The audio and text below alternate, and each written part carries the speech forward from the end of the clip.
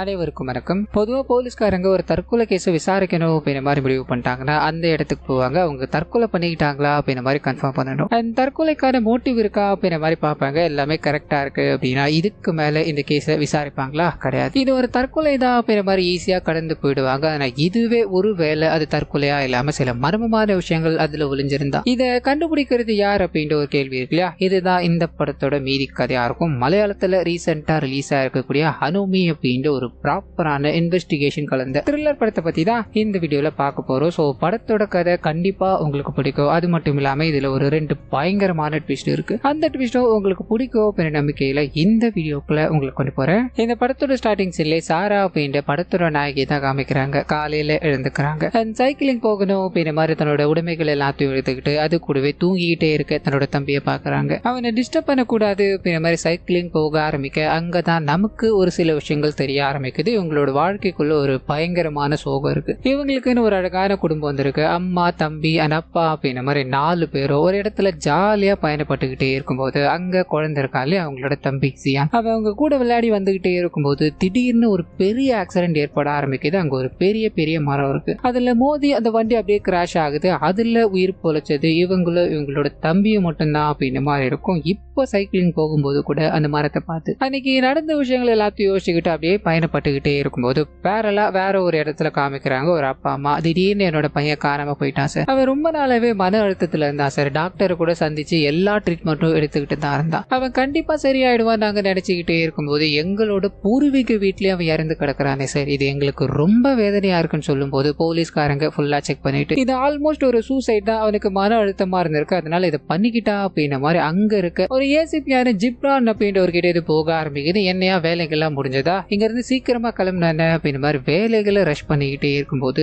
அதே இடத்துக்கு ஹீரோயின் போறாங்க. இதுக்கான காரணம் என்ன அப்படின்னா இவங்க ஃபாரன்சிக்ல வேலை செய்யறாங்க. இந்த இடத்துக்கு சுத்தி இருக்கிற எல்லா எவிடன்ஸும் கலெக்ட் பண்ணிட்டு அங்க இருந்து கிளம்பி தன்னோட தம்பியை பார்க்கணும் அப்படின்ற மாதிரி போக ஆரம்பிக்க தம்பிக்கு போன் கால் போக ஆரம்பிக்குது. இந்த மாதிரி நம்ம இன்னைக்கு சைக்காட்டிஸ்ட போய் பார்க்கணும், ஞாபகம் இருக்குல்லன்னு கேட்க அக்கா நான் இப்பதான் ஓகே ஆயிட்டேன்ல, இது வேண்டாமேன்னு சொல்ல இல்லடா ஒரு மாசத்துக்கு மேல ஆகுது, நம்ம சின்னதா ஒரு அட்டண்டன்ஸ் மட்டும் போட்டு வந்துடலாம், மற்றபடி ஒன்னும் வேண்டாம் அப்படின்ற மாதிரி பேசிட்டு கொஞ்ச நேரம் கழிச்சு இவங்க வீட்டுக்கு பார்க்கும்போது தன்னோட தம்பியை காணும். அவ எங்க போயிருப்பா அப்படின்ற மாதிரி பால்கனியில பாக்குறாங்க. அங்கேயும் இல்ல. பதட்டம் அடைகிறாங்க. ஏன்னா இவங்களோட தம்பி அப்பா அம்மா இறந்ததுல இருந்து ஒரு ஸ்டேபிளான மனநிலைமையில இல்ல அப்படின்ற மாதிரி இருக்கும். ஏற்கனவே நிறைய முறை இந்த சூசைடல் தாட்லாம் அவனுக்குள்ள வந்துகிட்டே இருந்தது. இதனால இவங்க உடனே பதட்டப்பட்டுக்கிட்டே அங்க இருக்க எல்லா இடங்களையும் தேடிக்கிட்டே இருக்க கடைசியா ஒரு வாய்ஸ் நோட்டை போட்டு போயிருக்கான். அதுல அந்த மாதிரி நான் ஒரு பெட் ஷாப்ல இருந்து தான் போறேன், உங்களோட போனை எடுக்க முடியாம போயிடுச்சுக்கா, என்ன மன்னிச்சிருங்க அப்படின்ற மாதிரி அங்க இருந்து நடந்து போக்கிட்டே இருக்கும்போது இதை பண்ணியிருக்கான். சோ அந்த பெட் ஷாப்புக்கு போறாங்க. அங்க விசாரிக்கும் போது அக்கா கொஞ்ச நேரத்துக்கு முன்னாடி வரைக்கும் அவன் இங்கதான் இருந்தா, நீங்க நிறைய முறை கால் பண்ணிக்கிட்டே இருந்தீங்க, அவன் எடுக்கலக்கா, இதனால நான் தான் அவன் கிட்ட கூப்பிட்டு சொன்னேன், நான் டிராப் பண்றேன்னு சொன்னேன். அவன் தான் ஒன்னும் பிரச்சனை இல்லடா நான் போய்க்கிறேன் அப்படின்ற மாதிரி போய்கிட்டே இருந்தா, என்னக்கா ஏதாவது பிரச்சனையான்னு கேட்கும்போது இவங்களுக்கு ஒரு மாதிரி பதட்டம் அதிகரிச்சுக்கிட்டே இருக்க தன்னோட காதலனான ஆல்பி அப்படின்றவரை கூப்பிட்டுக்கிட்டு போலீஸ் ஸ்டேஷனே போறாங்க. என்னோட தம்பி காரணம் போயிட்டான், அவன் மன அழுத்தத்துல இருந்தா அவனை நீங்க தான் எப்படியாவது கண்டுபிடிச்சு கொடுக்கணும் அப்படின்ற மாதிரி போட்டோ எல்லாத்தையும் கொடுக்கும்போது அப்படியே கற்பனை ஒரு சில நாட்களுக்கு முன்னாடி அப்படின்ற மாதிரி இவங்களோட தம்பியோட வாழ்க்கைக்குள்ள போக ஆரம்பிக்குது. ஒரு சைக்காட்டிஸ்ட் கூப்பிட்டு தம்பி உனக்கு முன்னாடி நிறைய பிரச்சனைகள் என்னோட அப்பா அம்மா கிட்ட பேசுற மாதிரியான விஷயங்கள் இருந்தது இல்லையா, அது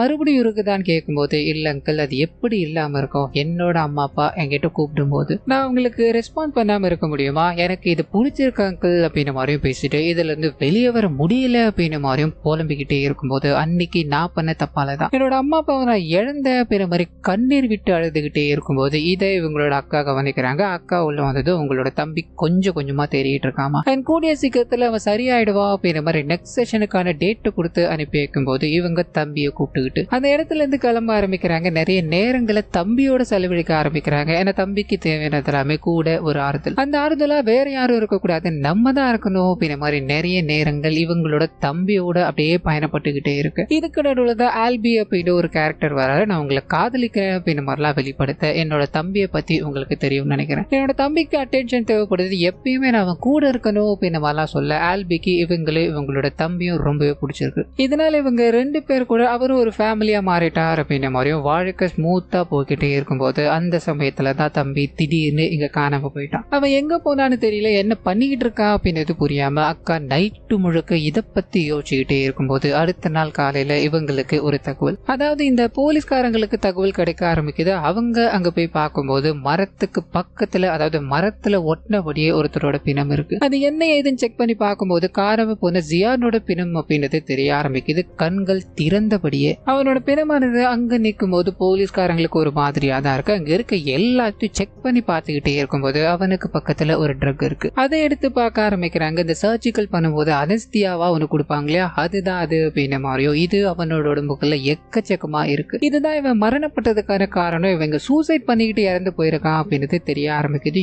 இன்னும் ஒரு முக்கியமான விஷயம் என்ன அப்படின்னா, இவன் இப்ப சாஞ்ச நிலையில இருக்கான் இல்லையா, இதே இடத்துலதான் இவனோட அம்மா அப்பாவுக்கு ஆக்சிடென்ட் ஏற்பட்டு இவன் இறந்து போயிட்டா அப்படின்ற மாதிரி இருக்கும். இதனால அந்த வெக்ஸோட தான் இதை எல்லாத்தையும் பண்ணிக்கிட்டா அப்படின்ற மாதிரி போலீஸ்காரங்க இது ஒன்னொன்னுத்தியா கலெக்ட் பண்ணிக்கிட்டே இருக்கும்போது பேரலா இந்த விஷயம் ஹீரோயினுக்கு தெரிய ஆரம்பிக்குது. தன்னோட தம்பி இறந்து போயிட்டான், அதுவும் தற்கொலை பண்ணிக்கிட்டு இறந்து போயிட்டா அப்படின்றது இவங்களால ஏத்துக்கவே முடியல. ஏன்னா இவங்க கூட இருந்து பாத்துக்கிட்டு இருந்தாங்க இல்லையா, அந்த மாதிரி ஒரு ஜோனுக்கு இவன் போகவே கூடாது, அந்த தாட்டும் வரக்கூடாது. இதே மாதிரி நிறைய விஷயங்களை கூட இருந்தே பாத்துக்கிட்டே இருந்தாங்க. திடீர்னு ஒரு நாள் அவன் தற்கொலை பண்ணிக்கிட்டான் அப்படின்றது நம்பவே முடியல. அண்ட் போலீஸ்காரங்க எல்லாமே இது ஒரு தற்கொலை தான் அப்படின்ற மாதிரி கேஸ முடிச்சிட்டு கடந்து போய்கிட்டே இருக்கும்போது இவங்க ஒரு ஃபாரன்சிக் நிபுணர் தான் இல்லையா, இதனால இதுக்கு பின்னாடி இருக்க மர்மங்களை தானே விளக்கணும் அப்படின்ற மாதிரி தேட ஆரம்பிக்கிறாங்க. தம்பி காணாம போனது ஒரு 12 மணி வாக்குல திருப்பி பிணமா கிடைச்சது, அதாவது அவன் இறந்து போயிட்டான் அப்படின்ற மாதிரி தெரிய வந்தது. அதிகாலை ஒரு 3 மணி அப்படின்ற மாதிரி இருக்கும். குறைஞ்சது 15 மணி நேர கேப்ல இவனுக்கு என்ன இருக்கும். அண்ட் கடைசியா ஒரு வாய்ஸ் நோட் கூட இந்த மாதிரி நான் பெட் ஷாப்ல இருந்து போறேன், நான் உங்களோட போன் எடுக்க முடியாம போயிடுச்சு அப்படின்ற மாதிரி ரொம்ப கேஷுவலா தான் அனுப்பியிருப்பான். இப்படி பேசிக்கிட்டு இருந்த ஒருத்தன் திடீர்னு 15 மணி நேரத்துல டிப்ரெஷன் ஆகி அவன் தற்கொலை பண்ணிக்கிட்டு இறந்து போயிட்டான் அப்படின்றது கட்டாயமா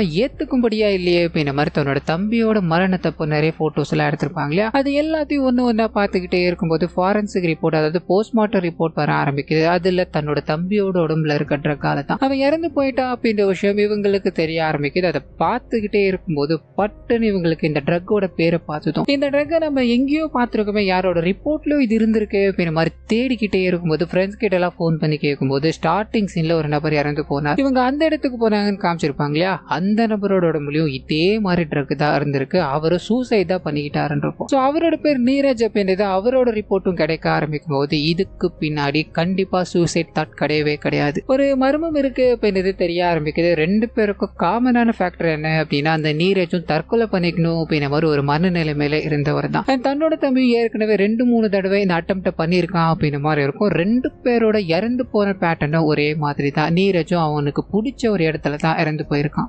இன்னும் ஸ்ட்ரேஞ்சான விஷயம் என்ன அப்படின்னா, இவங்க ரெண்டு பேருமே அந்த இடத்துல இறந்து போனாங்களா அப்படின்றது ஒரு கேள்விக்குறிதான். அங்க ஒரு டயர் மார்க் இருக்கு. இதை போலீஸ்காரங்க சூசைட் அப்படின்றதால கேஷுவலா விட்டுட்டாங்க. ஆனா இந்த ஒவ்வொரு விஷயங்களும் ஹீரோயினுக்கு அப்படியே பெருசா தென்பட்டுக்கிட்டே இருக்கும்போது இதை விசாரிக்கணும் அப்படின்ற மாதிரி ஜிப்ரான் இருக்கா இல்லையா, அவர் இந்த கேஸை முடிக்கணும். தற்கொலை பண்ணிக்கிட்டு தான் இறந்து போனாங்க அப்படின்ற மாதிரி எக்கச்சக்கமான ஆதாரங்கள் இருக்கு. இதனால பெருசா இந்த கேஸ்ல இன்ட்ரெஸ்ட் இல்லாம இருக்கும்போது நாயகி என்ன பண்றாங்க அப்படின்னா, இவர்கிட்ட இந்த கேஸை கொடுத்தோம் அப்படின்னா வேலைக்காகாது, வேற ஒருத்தர் இந்த கேஸை விசாரிக்கணும் அப்படின்ற மாதிரி இந்த கோர்ட்ல போய் இதை பேசலான்னு முடிவு பண்ணிட்டாங்க. இதுக்கு நடுவுல இந்த ஜிப்ரானோட சீனியர் ஆபீசர் கிட்ட அந்த ஜிப்ரான் இருக்கும்போதே இந்த 2 கொலைகளுமே அதாவது இந்த 2 சூசைடுமே இவங்க ஈஸியா கடந்து போயிட்டாங்க. ஆனா இதுக்கு பின்னாடி ஒரு மர்டர் இருக்கு, இந்த 2த்தையுமே ஒரு சீரியல் கில்லர் தான் பண்ணிக்கிட்டு இருக்கான் அப்படின்றத என்னால அடிச்சு சொல்ல முடியும். உங்ககிட்ட நான் இப்ப எதுக்காக வந்தேன் அப்படின்னா, இன்னொரு கொலை கண்டிப்பா நடக்கத்தான் போகுது, அந்த சீரியல் கில்லர் பண்ணதான் போறா அப்படின்ற மாதிரி சொல்லிட்டு போன அடுத்த நாளே ஒரு பெண் தற்கொலை பண்ணிக்கிட்டு இறந்து போயிட்டாங்க அப்படின்ற தகவல் கிடைக்க ஆரம்பிக்குது. அங்க போகும்போது அவங்களுக்கு குழந்தையே பிறக்காது அப்படின்ற மாதிரி டாக்டர் சொல்லிட்டார். இதனால என்ன பண்ணுறதுன்னு தெரியாம இவங்களும் டிப்ரெஷன்ல இருந்ததா தற்கொலை பண்ணிக்கிட்டாங்க அப்படின்ற மாதிரியோ அதே ட்ரக்கை தான் இவங்களும் பயன்படுத்தி இருக்காங்க. ஸோ இந்த விஷயம் ஜிப்ரானுக்கு தெரிய ஆரம்பிக்க இது ஈஸியா கடந்து போக முடியாது அப்படின்ற மாதிரி பிரஸ்காரங்க கிட்ட இது சூசைடா இருக்குமோ அப்படின்ற மாதிரி எங்களுக்கு தாட் இருக்கு. ஆனா எதுவா இருந்தாலும் இன்வெஸ்டிகேஷன் முடிஞ்சதுக்கு அப்புறம் தான் சொல்ல முடியும் அப்படின்ற மாதிரி நாயகியை பார்த்து நின்றுகிட்டே இருக்கும்போது அவங்க சொன்ன மாதிரியே இந்த விஷயம் நடந்துருச்சு. இதனால இந்த போலீஸ்காரங்களை பார்த்துக்கிட்டே உள்ள போக ஆரம்பிக்கிறாங்க. இறந்து போனவங்களோட எல்லா உடைமைகளும் செக் பண்ணிக்கிட்டே இருக்கும்போது அவங்களோட கார்ல ஒரு ஃபிங்கர் பிரிண்ட் கிடைக்குது.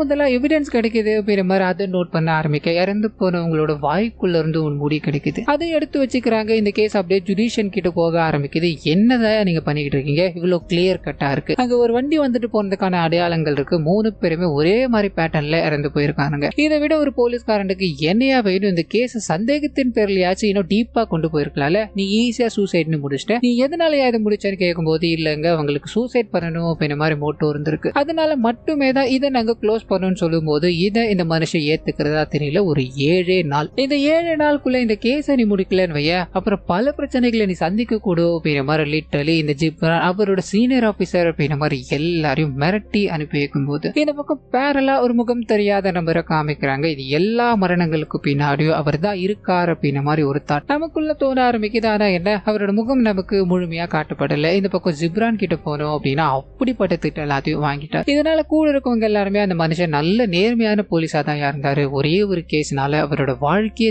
திரும்பி போயிடுச்சுன்னு சொல்லும் போது ஏதோ ஒரு கேஸ்ட் பேஸ் பண்ண ஒரு கேஸ் போய் சந்திச்சிருக்காரு. அந்த கேஸ்ல மர்மமான மரணங்கள் ஏற்பட்டிருக்கு, அது விசாரிக்கணும் அப்படின்ற மாதிரி போக ஒரு குழந்தை நீங்க தான் நீதி வாங்கி தரணும் அப்படின்ற மாதிரிலாம் சொல்ல கடைசியில அந்த குழந்தைய தூக்கிட்டு இறந்து போகுது. இதனால மனசுடிஞ்சு போறாரு. அங்க இருக்க எல்லாரையுமே கொடூரமான முறையில அடிச்சு போலீஸ் கேஸ் வரைக்கும் போயிட்டு வந்துட்டு இப்போ எல்லாத்தையும் விட்டுட்டு, அதாவது நம்ம எவ்வளவு விசாரணை நடத்தினாலும் இங்க நடக்க போறதுதான் நடக்க போகுது, ஒன்னும் இல்ல அப்படின்ற மாதிரி ஒரு வெக்ஸான சுச்சுவேஷன்ல இருக்கும் போதுதான் இவரோட கைகளுக்கு இப்படி ஒரு நெருக்கடி. இதனால தான் யார் அப்படின்ற விஷயத்த நிரூபிக்கணும், எங்க தற்கொலை அப்படின்ற மாதிரி நாம நினைச்சுக்கிட்டு இருக்கும்போது இதுக்கு பின்னாடி ஒரு சீரியல் கில்லர் இருக்கான், அவனை நம்ம ஈஸியா விட்டுடக்கூடாது அப்படின்ற மாதிரி ஒரு டீமை ஃபார்ம் பண்ணி இறந்து போனவங்களோட எல்லாரோட டீடைல்ஸும் எடுக்க ஆரம்பிக்கிறார். கடைசியா அவங்க யாரை சந்திச்சாங்க, அவங்க யார்கிட்ட இந்த கவுன்சிலிங் எல்லாம் போய்கிட்டு இருந்தாங்க அப்படின்ற மாதிரி எல்லாரையும் வர வைக்கும் போது இந்த சைடு தன்னோட தம்பியை ஒருத்தன் கொலை பண்ணியிருக்கான். இந்த போலீஸ்காரங்களுக்கு நாம தான் இதை கண்டுபிடிச்சு சொன்னோம், சோ போலீஸ்காரங்களை நம்ம தான் வேலைக்காகாது அப்படின்ற மாதிரி தெரிஞ்சுக்கிட்டு இவங்களோட டேட்டாஸ் எல்லாத்தையும் செக் பண்ணி பார்க்க ஆரம்பிக்கிறாங்க. இவங்களுக்கு நிறைய பேர் உதவிகள் எல்லாத்தையும் பண்ணிக்கிட்டு இருக்காங்க. சோ இவங்களோட இன்வெஸ்டிகேஷன் ஒரு பக்கம் போய்கிட்டே இருக்கு. இந்த பக்கம் ஜிப்ரான் கிட்ட போனோம் அப்படின்னா அவருக்கு இந்த கவுன்சிலிங் பார்த்துக்கிட்டு இருந்த 3 டாக்டர்ஸையும் கூப்பிட்டு பேசக்கூடிய வாய்ப்பு கிடைக்குது. அந்த 3 பேருமே கரெக்டான விஷயங்களை தான் சொல்லிக்கிட்டு இருக்காங்க. அவங்களுக்கு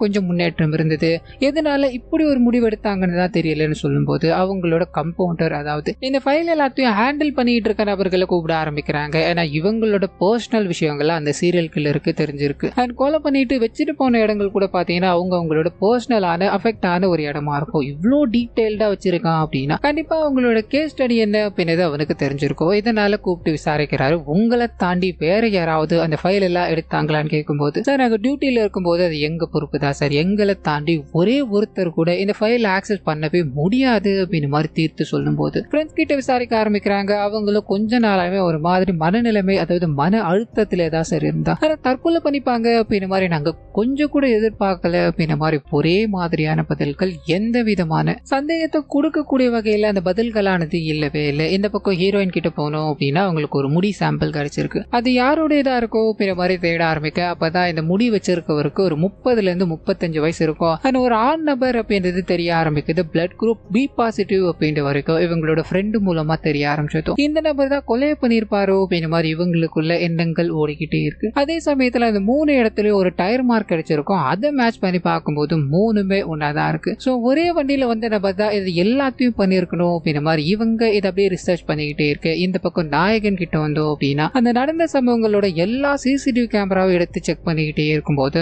அங்க ஒரு வண்டி வந்திருக்கு. அதுவும் ஏடிஎம்ல பணத்தை ஃபில் பண்ணுவாங்க இல்லையா, அந்த வண்டி தான் அங்க வந்திருக்கு அப்படின்ற மாதிரி தெரிய ஆரம்பிக்குது. அதை கண்டுபிடிச்சு போகும்போது அது ஒரு ஃபேக்கான நம்பர், அதாவது அந்த வண்டி இருக்கு ஆனா இது எங்களுடைய வண்டி கிடையாது, இது கிரில் எல்லாம் போட்டிருக்கு அப்படின்ற மாதிரி அந்த நபர் சொல்லும் போது இந்த வண்டி யாருடைய தான் இருக்கும், இவ்வளவு பிளான் பண்ணியிருக்காரு அப்படின்ற மாதிரி இவங்களுக்குள்ள யோசனைகள் போக்கிட்டே இருக்கு. இங்க நாயகனுக்கு ஒரு கேள்வி, அந்த ஃபைல கண்டிப்பா இங்க இருக்க யாரோ ஒருத்தர் தான் வெளியே கொண்டு போயிருக்கணும். அந்த ஃபைல டாக்டர்ஸ் விட அதிகமா பாக்குறது அங்க வேலை செய்யற அந்த கம்பவுண்டர்ஸ் தான் அப்படின்னு மாதிரி இருக்குல்ல. இதனால 3 பேரையும் பிடிச்சி பயங்கரமா மிரட்டி அடிச்சுல விசாரிக்கும் போது அவனுங்க 3 பேருமே ஒத்துக்கிறானுங்க, நான் பணத்தை வாங்கிட்டு ஒருத்தர்கிட்ட இந்த ஃபைல்ஸ் எல்லாத்தையும் கொடுத்தோம், மற்றபடி எங்களுக்கு எதுவும் தெரியாது சார்னு சொல்ல இவர் செக் பண்ணி பாக்குறாரு. இவங்க கொடுத்த ஃபைல்ல இருக்க ஆட்கள்ல ஒருத்தர் தான் இங்க இறந்து போயிருக்காங்க. நீங்க யார்கிட்ட ஃபைல கொடுத்தீங்க, அவன் எப்படி இருப்பான்னு கேட்கும் போது அந்த சமயத்துல தான் அவனுக்கே தெரியாம ஒரு நபர் அவனை போட்டோ எடுத்திருக்காரு. சோ அதை காமிக்க போலீஸ்காரங்க அவன் யார் என்ன பேர மாதிரி தேட ஆரம்பிக்கிறாங்க. இந்த பக்கம் ஹீரோயின் இருக்காங்க இல்லையா, அவங்க தன்னோட தம்பி அனுப்பின அந்த வாய்ஸ் நோட்டை மறுபடியும் கேட்டுக்கிட்டே இருக்கு. அப்ப அந்த ஆடியோல அவன் யாருக்கும் ரெஸ்பான்ஸ் பண்ணிருக்க மாதிரியான விஷயங்கள் லைட்டா ஒரு 2 செகண்டுக்கு பதிவாயிருக்கு. இதனால ஒரு நபர் கிட்ட கொடுத்து அதை டீகோட் பண்ணி கேட்டுக்கிட்டே இருக்கும்போது அந்த சமயத்துலதான் இவனை கரெக்டா ஹே அப்படின்னு மாதிரி யாரோ கூப்பிடுறாங்க. இதுக்கு அவன் ரெஸ்பான்ஸ் பண்ணிக்கிட்டே இருக்க இந்த விஷயங்கள் தான் அதுல பதிவாயிருக்கு. சோ இதை ஹீரோயின் கிட்ட சொன்னது அவங்களுக்குள்ள ஓடிக்கிட்டு இருக்க விஷயங்கள் என்ன அப்படின்னா, அவன் தெரியாதவங்க கிட்ட அவ்வளவு பேசி இருக்கவே மாட்டான். அப்ப அதுல யாரோ ஒருத்தர் கூட பேசியிருக்கா அப்படின்னா அது யாரா இருக்கோ, இந்த வாய்ஸை நம்ம எங்கேயோ கேட்டிருக்கோமே அப்படின்ற மாதிரி மனசுக்குள்ள 1000 எண்ணங்கள் ஓட்டிக்கிட்டே இருக்கு. இந்த பக்கம் வந்தோம் அப்படின்னா தேடிக்கிட்டு இருக்க நபர் பிரசாத் அப்படின்றத கண்டுபிடிச்சிட்டாங்க.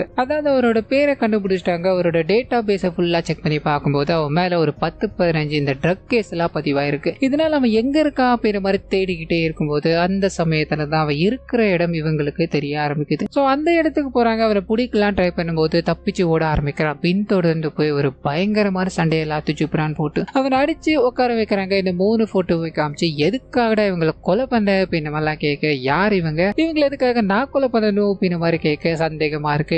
என்னடா விளையாடிக்கிட்டு இருக்க, இவங்க எல்லாரையும் நீ தானடா கொலை பண்ண, உங்களோட டீடைல்ஸ் எல்லாத்தையும் நீ தானடா எடுத்த அப்படின்ற மாதிரி கேட்கும்போது அப்பதான் இவன் தயங்கி இதுக்கு பின்னாடி இருக்க விஷயங்களை சொல்ல ஆரம்பிக்கிறான். சோ அந்த அனஸ்தீசியா மாதிரி இருக்க ட்ரக்கை இவன் வாங்கி வித்துக்கிட்டு இருக்கா அப்படின்ற மாதிரி இருக்குல்ல. இப்போ அவனுக்கு ஒரு மெசேஜ் வர ஆரம்பிக்குது. அந்த மெசேஜ்ல எனக்கு இந்த மாதிரி அந்த மருந்து வேணும்னு கேட்க ஒரு இடத்துல போய் வைக்க ஆரம்பிக்கிறான். திடீர்னு அடுத்த செகண்டே எனக்கு காசு கிரெடிட் ஆக ஆரம்பிக்குது. எனக்கு நிறைய கஸ்டமர்ஸ் இருக்காங்க, ஆனா அவங்க கிட்ட ஆன் டைம்ல பணத்தை நம்மளால எதிர்பார்க்கவே முடியாது. இந்த கஸ்டமர் ரொம்ப ஜெனுவினா இருந்தா அதனால இது எல்லாத்தையும் பண்ணி கொடுத்துக்கிட்டே இருந்தேன்.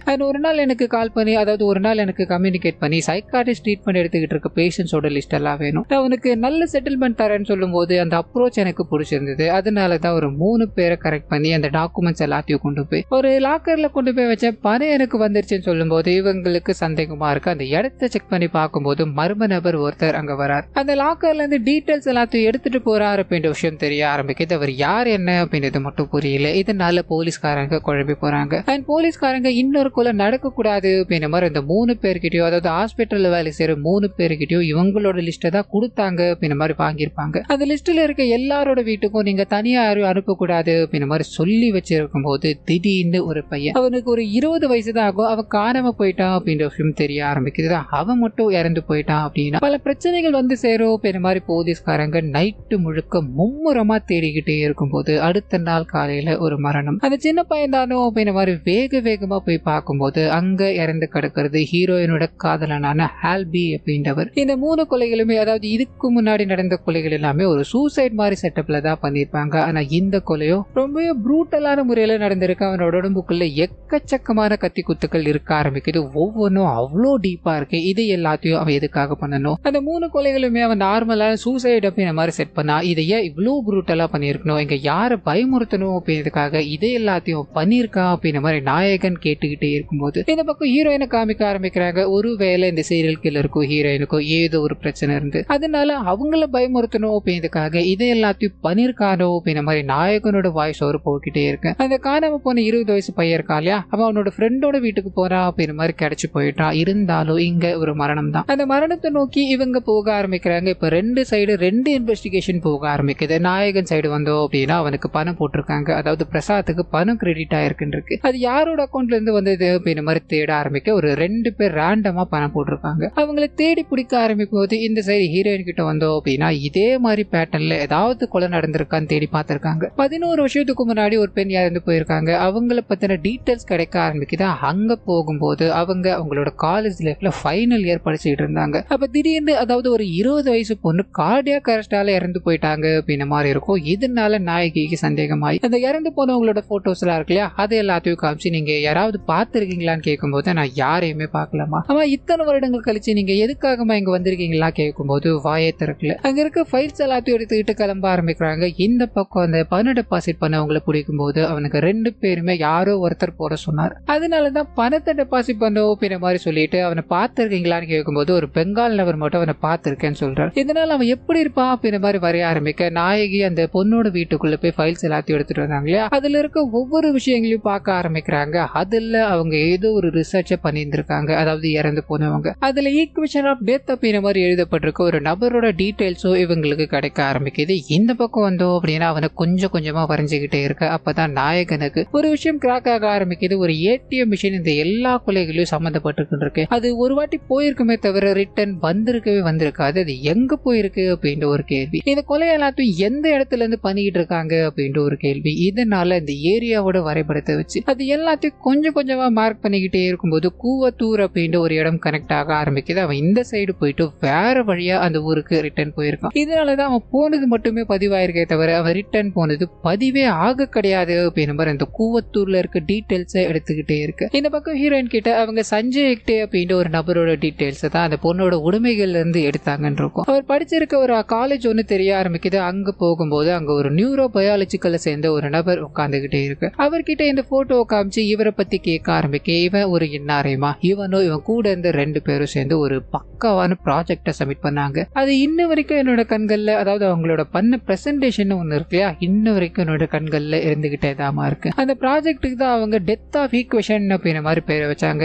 ஆனா கொஞ்சம் எதிர்பாராத விஷயமா அந்த பொண்ணு கார்டியாக் அரெஸ்ட்ல இறந்து போயிட்டாங்க. அதனால மட்டுமே தான் இந்த ப்ராஜெக்ட் கம்ப்ளீட் ஆச்சா இல்லையா அப்படின்றத எங்களால கண்டுபிடிக்க முடியலன்னு சொல்லும்போது அந்த டெத் ஆஃப் ஈக்குவேஷன் என்னன்னு கேக்குறாங்க. இந்த மனுஷங்க இறந்து போயிட்டாங்க அப்படின்னா அவங்களோட மூளை அப்படின்றது கொஞ்ச நேரம் கான்சியஸ்ல இருக்கும். அப்போ அங்க என்ன நடக்குது அப்படின்ற ஒரு கேள்விக்குறி இருக்குல்லையா, அது இது வரைக்கும் யாராலுமே விளக்கப்படவே கிடையாது. ஸோ இவங்களோட ப்ராஜெக்ட்ல அதை விளக்கணும் அப்படின்ற மாதிரி முடிவு பண்ணி தான் நிறைய விஷயங்களை பண்ணிக்கிட்டே இருந்திருக்காங்க. இந்த விஷயங்கள்லாம் கொஞ்சம் கொஞ்சமா நாயகிக்கு தெரிய ஆரம்பிக்க, ஒண்ணு அந்த கொலையை பண்ணது, அதாவது இந்த எல்லா கொலைகளையும் பண்ணது இந்த சஞ்சய் ஹெக்டே தான். அப்படி இல்லைன்னா அவன் கூட இருந்த வேற யாரோ ஒருத்தவங்க தான் அப்படின்ற மாதிரி முடிவு பண்ணி அவனோட டீட்டெயில்ஸ் எல்லாத்தையும் அங்க இருந்து வாங்கிட்டு கிளம்ப ஆரம்பிக்க, அதுவும் கூவத்தூர்ல தான் போய் முடியுது. ஸோ போலீஸ்காரங்களும் அவனோட டீட்டெயில்ஸ் எல்லாத்தையும் எடுக்க ஆரம்பிச்சு ஒரு விண்டு மில்லு மாதிரி இருக்க அந்த இடத்துல தான் அவன் தங்கிட்டு இருக்கா அப்படின்றத புரிஞ்சுக்கிட்டு நாயகன் வேக வேகமா அங்க போய்கிட்டே இருக்கும்போது அதுக்கு முன்னாடி ஒரு சில போலீஸ்காரங்க அங்க போறாங்க. அவனை பிடிக்கணும் ட்ரை பண்ணிக்கிட்டே இருக்க என்ன பண்ண போறாங்க அப்படின்றது தெரிஞ்சிருச்சு. இதனால பயங்கர அட்வான்ஸா அங்க எல்லா வேலைகளையும் பார்த்துட்டு அங்கிருந்து தப்பிக்கணும், அதாவது நாயகனும் வந்து கண்ணு எல்லாத்தையும் காமிச்சுக்கிட்டே இருக்க எல்லாரோட கண்கள்லயும் மண்ணை தூவிட்டு அங்கிருந்து தப்பிக்கணும் ட்ரை பண்ணும்போது கரெக்டா நாயகி அங்க வராங்க. இவனை அப்படியே காரால் அடிக்கும் போது பொத்துன்னு விழுந்து போறான். நாயகன் இதை பயன்படுத்தி அவனை போட்டு பயங்கரமா அடிச்சு அவங்கிட்ட விசாரணையை தொடங்கும் போது தான் அவன் இது எல்லாத்தையுமே நான் ஒரு கிரைமா பார்க்கவே கிடையாது, எங்க ரிலீஜியஸ் அப்படின்னு பேர்ல மக்களை கொத்து கொத்தா சாகடிச்சிட்டு இருக்கானுங்க, பிரிச்சுக்கிட்டு இருக்கானுங்க, அதுதான் கிரைம், நான் பண்ணது ஒரு சயின்டிபிக்கல் எக்ஸ்பெரிமெண்ட் மட்டும்தான் அப்படின்ற மாதிரி சொல்ல, இதுக்கு நடுவில் இவனோட ஹேர் ஃபிங்கர் பிரிண்ட் அப்படின்ற மாதிரி எல்லாத்தையும் எடுத்து கடைசியா ஒரு பொண்ணு இறந்து போயிருப்பாங்க இல்லையா, அது கூட மேட்ச் பண்ணி பார்க்கும்போது, அதாவது அவங்களுக்கு ஒரு முடி கிடைச்சிருக்கும், ஃபிங்கர் பிரிண்ட் கிடைச்சிருக்கும், அது ரெண்டுத்தையும் மேட்ச் பண்ணி பார்க்கும்போது இவர் ரெண்டுத்துலயுமே இவருக்கு மேட்ச் ஆகல அப்படின்ற விஷயம் தெரிய ஆரம்பிக்குது. மிரண்டு போயிடுறாங்க. அந்த சமயத்துல தான் இவன் இது எல்லாத்தையுமே தனியா பண்ண கிடையாது, கூட ஒரு ஆள் இருந்திருக்காரு அப்படின்ற விஷயம் தெரிய ஆரம்பிக்குது. அதை புடிச்சு கேட்க ஆரம்பிக்கும் போது இங்க ஒரு பயங்கரமான ட்விஸ்ட், இவனுக்கு பின்னாடி இன்னொரு ஆள் இருந்தாருன்னு இல்லையா, அது வேற யாரும் கிடையாது, ஹீரோயினோட காதலனான ஆல்பி அப்படின்றவர் தான். இதை கேட்கும் போது ஹீரோயினுக்கு ஷாக்கா இருக்கு. இல்ல அவன் எல்லா சமயத்திலும் என் கூட தான் இருந்தான்னு சொல்லும் போது அப்படித்தான் அவன் கூட இருக்கணும் அப்படின்ற மாதிரி ஆசைப்பட்டான். ஆனா இது எல்லாத்துக்கும் பின்னாடி என்னோட நண்பனும் தான் இருந்தா அப்படின்ற மாதிரி நடந்த விஷயங்களுக்குள்ள போக ஆரம்பிக்குது. ஸோ இவங்களுக்கு காலேஜ்ல ஒரு ப்ராஜெக்ட், அந்த ப்ராஜெக்டை நோக்கி இந்த 3 பேரும் போக ஆரம்பிக்கிறாங்க. சாகர தருவாயில நிறைய பேர் இருந்துட்டு வந்திருப்பாங்க இல்லையா, அவங்க கிட்ட எல்லாம் விசாரிக்கும் போது அவங்களால வார்த்தைகளால விவரிக்கவே முடியாத ஒரு ஜோனுக்கு அவங்க போயிருக்காங்க. ஆனா அவங்க அங்க பார்த்த விஷயம் அப்படின்ற ஒண்ணு இருக்கு இல்லையா, இது கற்பனைக்கு அப்பாற்பட்ட விஷயம்னு சொல்லும் போது இந்த விஷயத்த அந்த 3 பேர்ல இருக்க ஒரு லேடிக்கு ஒரு மாதிரி அப்படியே அட்ராக்டிவா இருக்கு. அந்த விஷயத்த நாமளும் அனுபவிச்சாகணும், இதை நம்ம கண்டுபிடிச்சாகணும் அப்படின்ற மாதிரி தன்னைத்தானே இவங்க அதுக்கு பயன்படுத்திக்கிறாங்க. தன்னோட 2 நண்பர்களோட உதவியோட இதே துடிப்பை கொஞ்ச நேரம் நிறுத்தணும் அப்படின்றது இவங்களோட பிளானா இருக்கும். அதுக்காக இன்ஜெக்ட் பண்ணிட்டு இவங்க அது வேலைகளை பார்த்துக்கிட்டே இருக்கும்போது இது கம்ப்ளீட்டா ஃபெயில் ஆயிடுது. அந்த இடத்துல இவங்க இறந்து போறாங்க அப்படின்ற மாதிரி இருக்கும். இதனால இவங்களோட ப்ராஜெக்ட் கம்ப்ளீட் ஆச்சா அப்படின்னு கேட்டா இல்லவே இல்லை. இது நாங்க இருந்தாலும் கைவிட்டுட்டோமா அப்படின்ற மாதிரி கேட்டா அதுக்கு வாய்ப்பே கிடையாது. கொஞ்சம் கொஞ்சமா இப்ப இருக்கிற டெக்னாலஜி வச்சு அதுக்கு கொஞ்சம் டைம் எடுத்துக்கிட்டு அது எல்லாத்தையும் இம்ப்ரூவ் பண்ணிக்கிட்டே இருந்தோம். அது எல்லா செட்டப்பும் பக்காவா அமைஞ்சு முடிஞ்சிருச்சு. இப்ப டெஸ்ட் பண்ணணும் அப்படின்னா அதுக்கு சில பேர் தேவை. இங்க இருக்கிற பணக்கார முதற்கொண்டு ஏழை வரைக்கும் எல்லாருக்கும் உயிர் வாழணும் அப்படின்றது ஆசையா இருக்கு இல்லையா, இதனால யாரெல்லாம் சாகணும் அப்படின்ற மாதிரி ஒரு தாட்ல இருக்காங்களோ அவங்கள எடுக்கணும் அப்படின்ற மாதிரி முடிவு பண்ணி நாங்க 2 பேருமே தான் ஒருத்தரையா சூஸ் பண்ணி பிளான பண்ணி அவங்க எல்லாரையுமே இங்க கொண்டு வந்தோம். அது அவங்க எல்லாருக்குமே எக்ஸ்பெரிமெண்ட் பண்ண ஆரம்பிச்சோன்னு சொல்லும் போது இங்க நடந்த விஷயங்களுக்குள்ள போக ஆரம்பிக்குது. ஸோ அவங்க எல்லாருக்குமே ஒரு நிமிஷம் இதய துடிப்பை நிறுத்தி அவங்களுக்கு இந்த எக்ஸ்பெரிமெண்ட் எல்லாத்தையும் பண்ணிக்கிட்டே இருக்கும்போது அவங்க விவரிக்கவே முடியாத ஒரு ஜோனுக்குள்ள போக ஆரம்பிக்கிறாங்க. அதுக்கு முன்னாடி இவங்களோட டிப்ரெஷன் தாட்ஸ்லாம் இருக்கு இல்லையா, அது வந்து போக ஆரம்பிக்குது. உதாரணத்துக்கு சொல்லணும் அப்படின்னா ஹீரோயினோட தம்பி இருக்கானு, அவனோட கண்களுக்கு அவனோட அப்பா அம்மா குழந்தை இல்லைன்னு இறந்து போனாங்க இல்லையா, அவங்களுக்கு நிறைய குழந்தைகள் அப்படின்ற மாதிரி அந்த ஜோன் இவங்களோட கண்ணு முன்னாடி தெரிய ஆரம்பிக்க இவங்க எல்லாரும் கற்பனைக்கு அப்பாற்பட்ட ஒரு நிலையை அடைய ஆரம்பிக்கிறாங்க. இந்த விஷயங்கள் எல்லாத்தையும் இவங்க 2 பேருமே கவனிக்கிறாங்க. ஆல்மோஸ்ட் நம்ம இந்த ப்ராஜெக்ட்ல சக்சீட் ஆயிட்டோம், இன்னும் கொஞ்சம் மட்டும் இதை புஷ் பண்ணோம் அப்படின்னா ஏஐ மூலமா நம்ம நம்ம ஒரு சரித்திரத்தை உருவாக்கலாம், இறந்து போனவங்களோட கான்சியஸை எடுக்கிறது மூலமா அவங்களுக்கு மறுபடியும் ஒரு வாழ்க்கையை கொடுக்கலாம் அப்படின்ற ஒரு ஜோனுக்குள்ள இவனுங்க இருக்கும் போதுதான் இந்த விஷயங்கள்லாம் நடந்தது அப்படின்ற மாதிரி